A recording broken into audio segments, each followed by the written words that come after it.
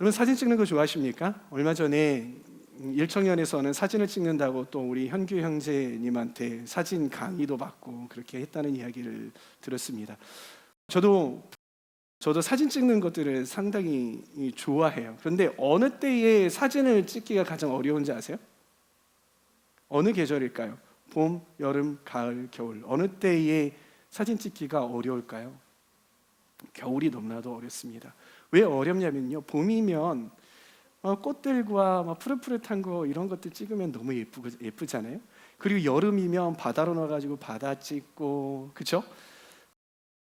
뭐 또 산으로 들로 가면서 사진 찍는 게 너무나도 좋아요. 가을은 이 떨어지는 낙엽들과 이런 것들이 너무나도 이 감성적이죠. 그런데 겨울은 어떻습니까?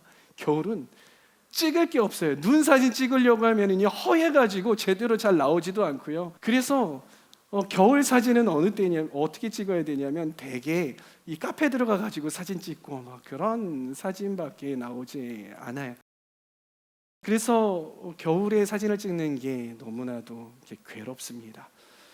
또 겨울에 사진 찍는 게 좀 싫은 게 있어요. 그게 왜 그러냐면 살아있는 생물체가 별로 없어요. 다 이제 죽거나 죽은 것처럼 땅 속에 있거나 다 썩어 있거나, 그래서 파릇파릇하게 올라와 있고 뭔가 사진을 찍을 때도 생명력 있는 것들, 역동적인 것들을 찍는 게 너무나도 재미있는데, 근데 그런 찍는 재미가 없어요. 그래서 겨울에 사진을 찍는 것이 너무나도 어렵습니다. 그러나 이 봄이 되면은요, 이 SNS에 보면 정말 많은 사람들이 사진을 막 올려요.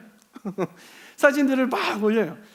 막 올리는, 그러니까 겨울 동안에 사진들이 안 올라오다가 이 봄이 되면은 막 사진이 막 올라옵니다. 어떤 사진들이 올라오냐면 꽃사진, 올라오는 그 새싹 사진, 이러한 것들이 막 올라요. 그 밑에서 찰칵하고 하는 사진을 찍고, 또 연인 간에 또 뭐 안고 뭐 팔짱 끼고 손 잡고 그러한 가슴 설레이는 그러한 사진들이 많이 올라옵니다.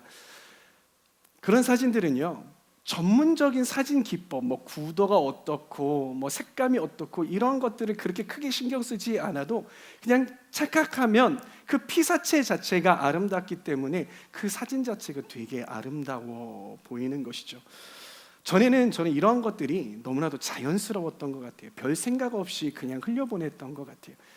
당연하지. 봄 되면 꽃 피고, 여름 되면은 막 덥고 막 그 숲이 우거지고, 가을 되면은 낙엽이 지고, 겨울 되면은 황량하고, 이게 그냥 당연하지라는 그러한 생각, 당연한 생각을 하고 있었던 것이에요. 그런데 그래서 이제 봄에 새싹이 올라오고 이게 꽃이 피는 거, 그런 거 그냥 눈으로만 보고 와 예쁘다라고만 했지, 그 가운데 남자라서 그런지 모르겠는데, 점점 나이가 들면서 여성 호르몬이 나와서 그런지 모르겠는데, 저는 하나님의 은혜라고 생각을 합니다. 그것이 올해에는요 막 특별하게 느껴지는 거예요. 전에는 그게 그냥 계절이 그러니까라고 했는데, 올해는 그게 너무나도 특별해지고 가슴 벅차오르는 그러한 생각이 들더라고요. 그렇게 추웠던 겨울, 그 안에서는요 생명을 찾는 것을 참 기대하기 어렵습니다. 땅은 막 푸석푸석해 있고요, 모든 생명들은 어떻습니까? 메말라 있어요. 가을 동안에 그래도 막 살아남아 있던 이 식물들은요 겨울 되면 다 꽁꽁 얼어서 그 바닥에 철퍼덕하고 잎을 내려버리고요, 얼었다가 녹았다, 얼었다 녹았다 하면서 갈색으로 되어버린 그러한 것들을 볼 수 있죠. 그런데 어떻습니까? 봄이 오면 언제 그랬냐는 듯이 생명들이 다시 그 거칠고 메말았던 그 땅을, 그 건조했던 땅을, 퍽퍽 갈라졌던 그런 땅을 막 비집고 올라오는 거예요. 그렇죠? 제가 막 비집고 올라오는 게 아니라 떨죠. 막 비집고 올라오는 거예요. 하고 비집고 올라오는 거예요. 이 모습을 보는데요, 제가 얘기했잖아요. 저에게는 이게 너무나도 자연스러웠는데, 갑자기 이러한 모습들이, 봄이 오는 모습들이, 이 새싹이 비집고 올라오고 다 마른 것 같은 그런 나뭇가지에서 이 새싹이 막 나오고 잎이 나오고 그리고 꽃이 피고 이러는 것들이, 제가 하루는 교회에서 걸어서 집으로 오는데요, 평소에는 이 천이 완전히 꽁꽁 얼어가지고 다 얼음에다가 눈 덮이고 그랬던 곳, 그리고 그 옆에 있는 그 풀들이 다 죽어가지고요, 완전히 하얗게 그리고 갈색으로 돼 있던 것들이 그게 어느샌가 막 갑자기 녹색이 조금씩 보이기 시작하고 연두색이 보이기 시작을 하는 거예요. 저기서부터 막 봄의 기운이 स्वा악 하고 몰려드는 거예요. 이게 전에는 정말 아무렇지도 않았거든요. 전에는 이거 이제 봄이 왔나 보네, 봄 기운이 드네, 좋다, 봄 좋다, 이런 생각이 들었는데 이제는 그게 무엇으로 보이냐면 하나님이 일하시는구나.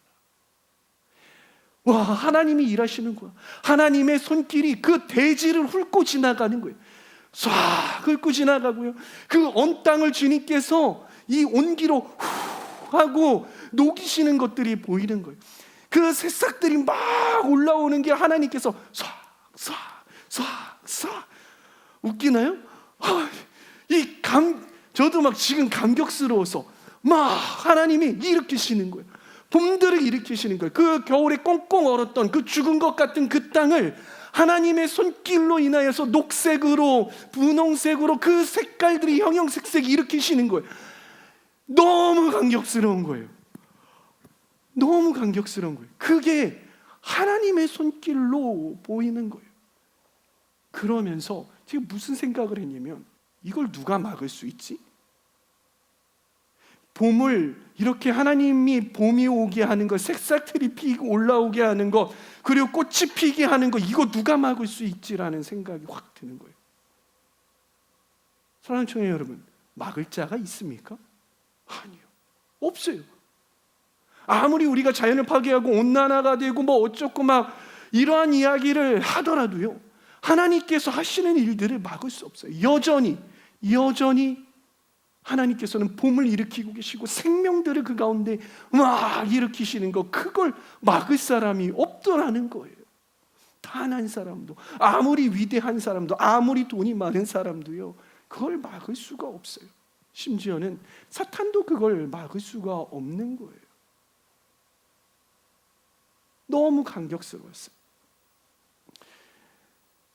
이처럼 봄이 되면 하나님은 꽁꽁 얼어붙어 있던 땅들과 그리고 시내를 순식간에 초원과 흐르는 물살로 바꾸어 버리고 그곳 가운데에서 생명을 일으키십니다.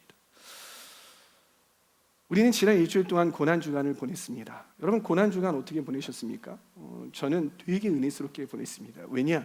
이 고난주간 특별 기도회 때 제가 설교를 2편이나 해야 했거든요. 그리고 오늘 설교 준비하느라고 일주일 동안에 설교를 3편을 끙끙 앓면서 이 말씀 붙들고 설교를 열심히 준비했어요. 설교를 준비하는 게 너무 힘들더라고요. 그런데 너무 은혜스러웠어요.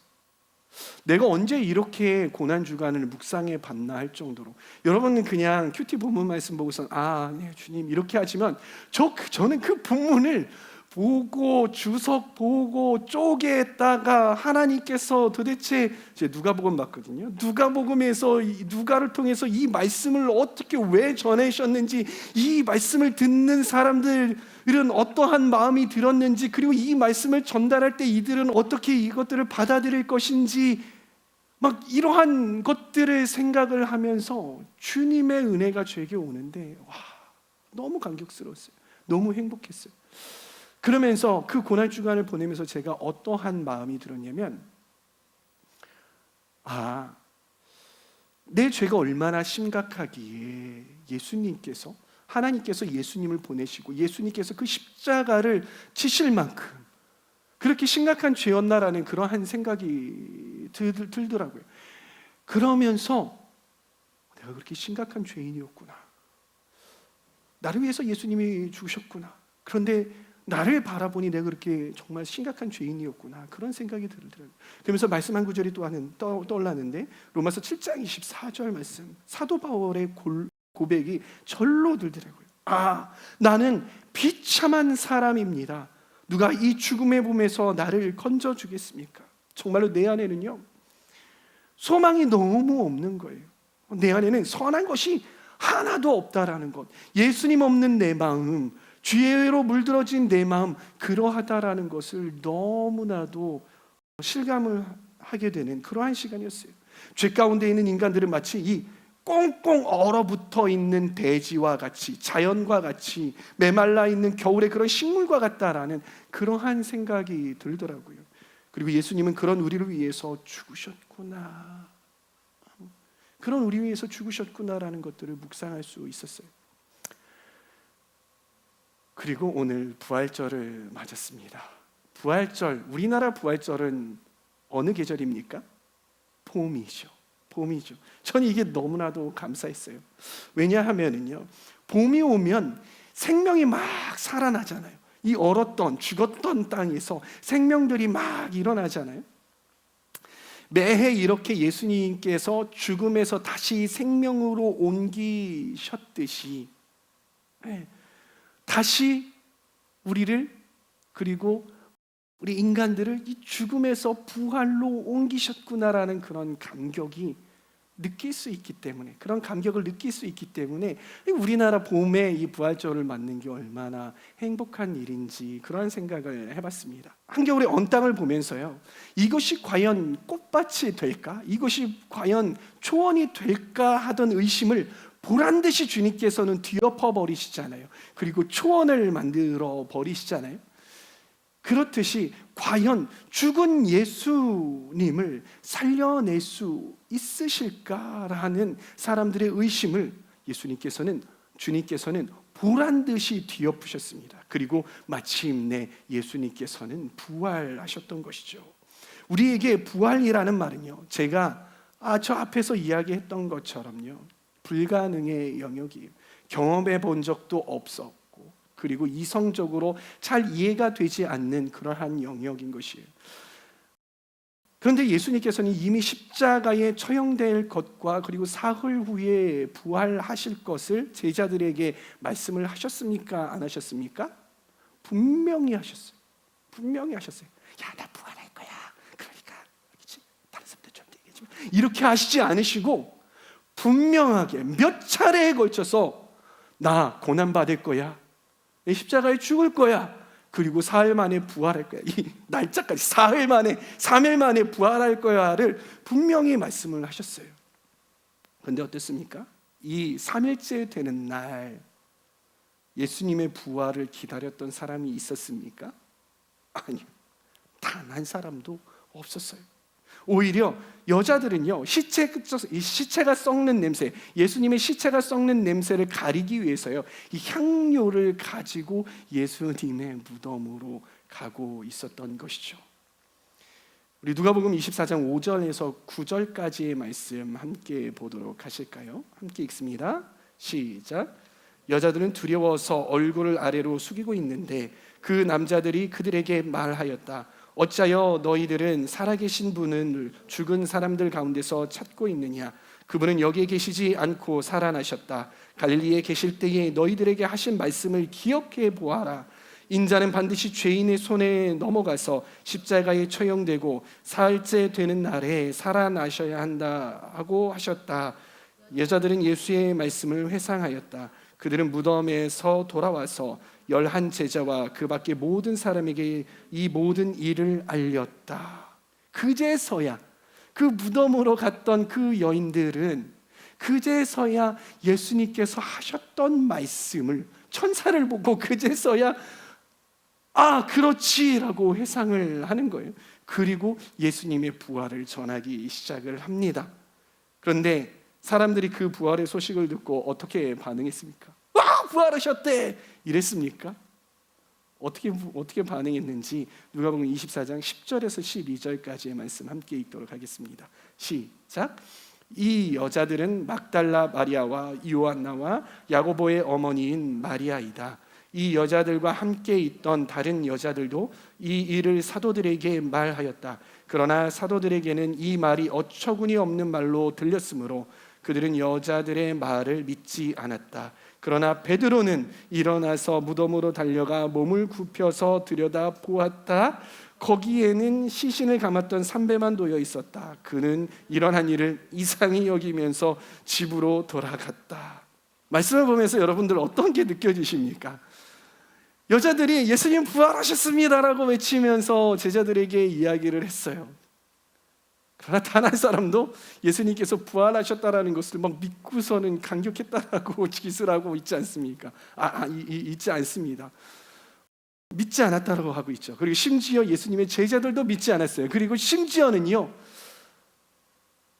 예수님의 수제자였던 베드로, 이분마저도 제가 말씀을 읽다가 드디어 역시 베드로 이 일을 겪고 나서 좀 철이 드셨구나라고 생각을 했는데, 막 무덤으로 막 달려가가지고서는 300 얻고 이야 그러면서 뛰쳐나가면서 예수님 부활하셨다라고 할 줄 알았는데 어떻습니까? 이상하네. 왜 없어졌지? 이상하네. 이러고 돌아가셨습니다. 예. 이처럼 부활은요, 우리의 이성을 벗어나는 일이기에 우리는 부활을 믿기가 쉽지 않은 것이죠. 그 당시에 예수님께서 부활하셨다라고 했는데도 불구하고 그 예수님과 같이 옆에 있었고 예수님께서 부활하신다라는 그런 이야기를 직접 들은 제자들마저도 믿지 않는데, 2000년이 지난 우리, 그리고 대한민국의, 이스라엘이 아니라 대한민국에 사는 우리, 그 증인들이 다 죽어 없어지고 그냥 말씀으로만 의지해서 그 사실을 믿어야 하는 우리는 어떻겠느냐라는 거예요. 잘 믿어지지 않는 게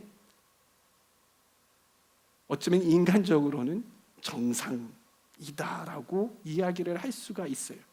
근데 신앙인들은 그렇지 않죠. 그러나 하나님은요, 이 얼어붙었던 대지들, 그리고 얼어붙었던 시내, 이러한 것들을, 이 차디찬 겨울을 녹이실 수 있는 그러한 전능하신 분이에요. 우리가 그 대지를 다 녹인다고 생각을 해보세요. 얼마나 많은 에너지와 얼마나 많은 것들이 필요하겠습니까? 막 핵을 떨어뜨려서 잠깐 녹일 수는 있겠죠. 그러나 다시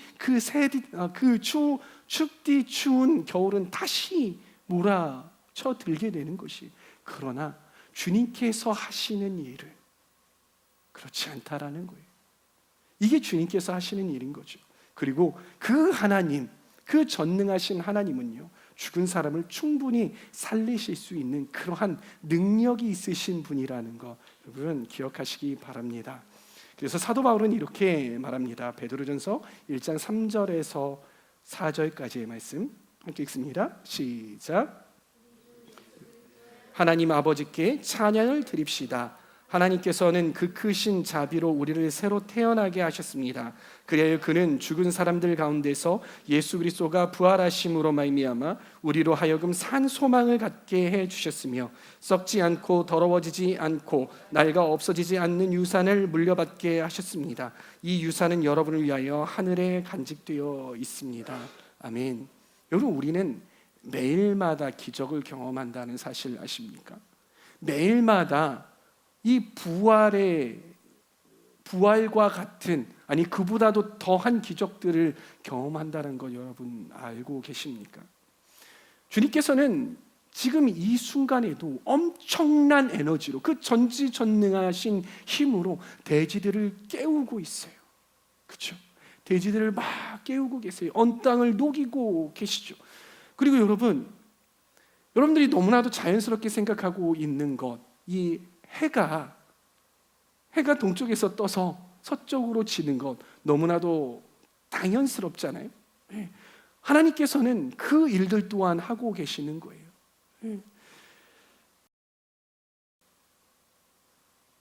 없던 생명이 태어나는 것, 이게 너무나도 자연스럽습니까?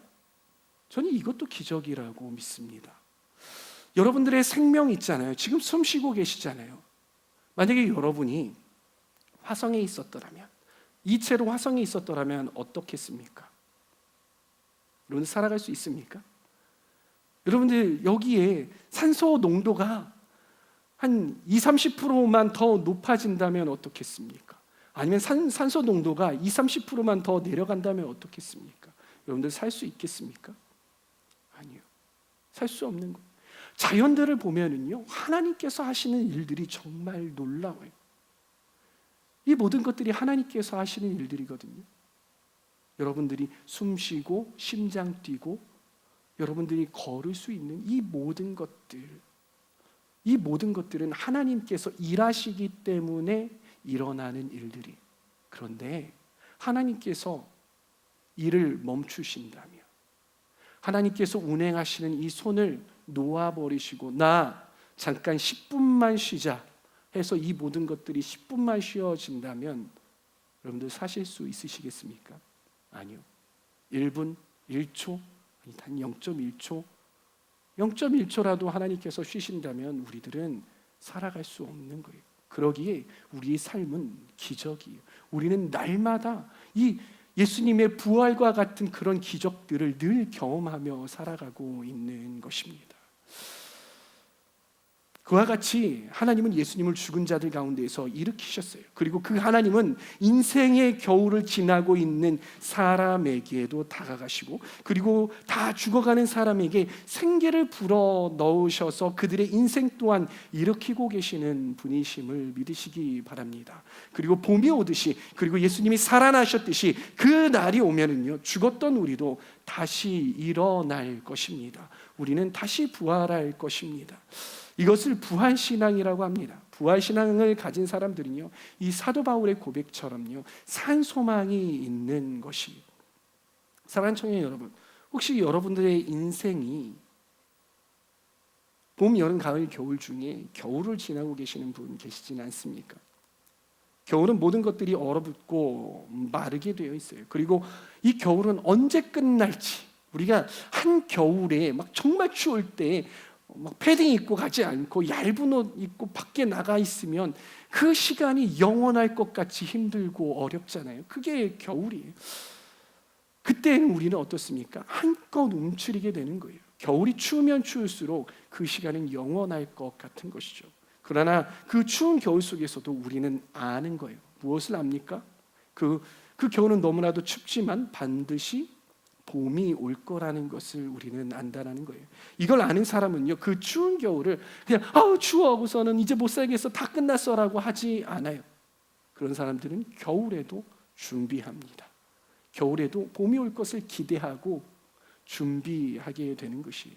사도 바울은 이렇게 말합니다. 그러므로 여러분이 지금 잠시 동안 여러 가지 시련 속에서 어쩔 수 없이 슬픔을 당하게 되었다 하더라도 어떻게 하라고요? 기뻐하십시오. 여러분, 시련과 슬픔 가운데서 우리를 죽은 자들 가운데서 다시 살리시고 영원히 살도록 하시는 하나님이 계시다라는 것 여러분 믿으시길 바랍니다. 그러기에 여러분들이 시련 가운데 있을지라도 그 시련은 영원하지 않습니다. 주님께서는 그 속에서도 여전히 일하고 계시고 여러분들의 인생 가운데에 봄이 올 거예요. 설사 여러분들이 이 땅에서의 기한이, 인생의 기한이 다 끝나서 무덤에 들어갈지라도 주님께서는 여러분들을 다시 일으키실 것입니다. 그러기에 어떠한 시련이 와도, 그것이 죽음이어도 우리는 두려워하지 않게 된다라는 것입니다. 그리고 우리는 오히려 이 땅을 사는 동안 그런 주님과 함께 있기에 우리는 기뻐할 수 있는 것이죠. 사랑하는 청년 여러분, 우리는 예수님으로 말미암아 영원한 생명을 가진 사람들입니다. 그 예수님이 여러분을 위해서 죽으셨다는 것을 믿는다면 그가 다시 부활하셨다는 것과, 그리고 여러분들도 그와 같이 살리셔서 예수님과 영원히 살게 하실 것이라는 것을 믿으시기를 바랍니다. 그리고 어떠한 인생 가운데 시련이 올지라도 낙심하고 슬퍼하지 마시길 바랍니다. 오히려 사도 바울이 말씀하셨던 것과 같이 기뻐하시고 그 가운데서 주님을 찬양할 수 있는 저와 여러분들 다 되시길 바랍니다. 그렇게 부활신앙을 소유한 우리 청년들 다 되시기를 축복합니다. 아멘.